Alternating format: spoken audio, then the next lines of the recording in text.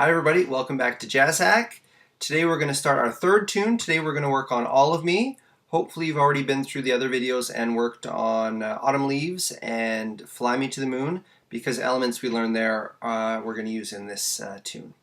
So we are going to use the same 5 steps. We're going to start going through those 5 steps now.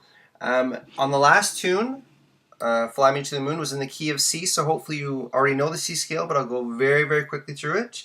C major scale, step 1. So first step is the C, second step, third, fourth, fifth, sixth, seventh.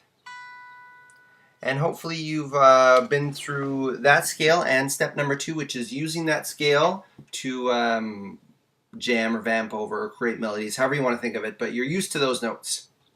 Moving on to step 3 is looking at the deviations. Hopefully you know what deviations are already by the other videos. All of Me, which is a tune I can show you here. This chart is over at the Jazz-Hack website, jazz-hack.com. So chart explanation, videos, all sorts of cool jazz over there, so go check it out. So as you can see, there's a few deviations here. The first one is the E7 sharp 5. We've gone over that in the last video.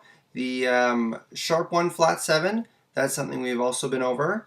The sharp 5 comes back again, and then we have the sharp 4, which is something we went over in Autumn Leaves. I can show it to you here. It looks the same, but it's in a new key, so it's in a different place on the neck, but like it's the same shape, so it looks the same.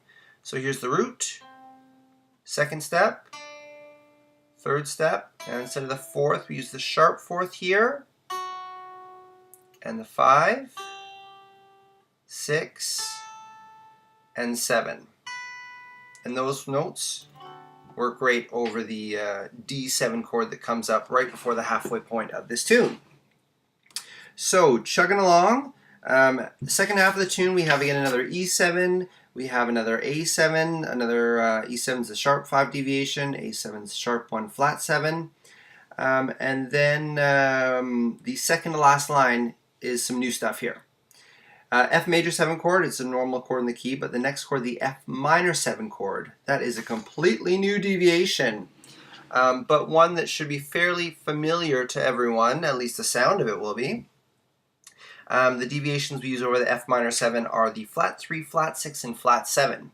And for those theory experts out there, that would make it the C minor scale, but we'll just think of the deviations in this context. So here's the root, the C, second step, the flattened 3rd, 4th, 5th, the flat 6, and the flat 7. Those are the 7 notes that you hit when you, or that you utilize when you get to the F minor 7 chord. On the website, I'll give you some, I'll just give you one short backing track for this tune because as far as deviations go, because the only new one in the key of C is this F minor 7. So I'll do a backing track C major 7 to F minor 7, and that's all you need to work on. Bob's your uncle. So pause your video now, go over to the website, work on that one deviation, and we'll see you back here in 1 minute. Okay, so hopefully you're an expert on all the deviations of this tune now.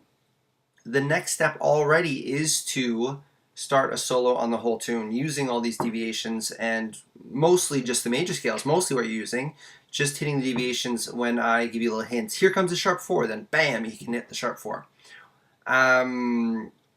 One kind of cool thing is that you don't necessarily need to land on the deviation when you get to the chord. That's probably what you'll do at first, but if you're working through a melody, if you got this kind of inspired by this melody in your head, when you hit the chord, you don't need to change your thinking. You just need to adjust that one note on the way by in the middle of your phrase. So that makes your soloing a little bit more organic sounding, which is maybe an overused word, but oh well. Actually, I think my t-shirt says organic on it.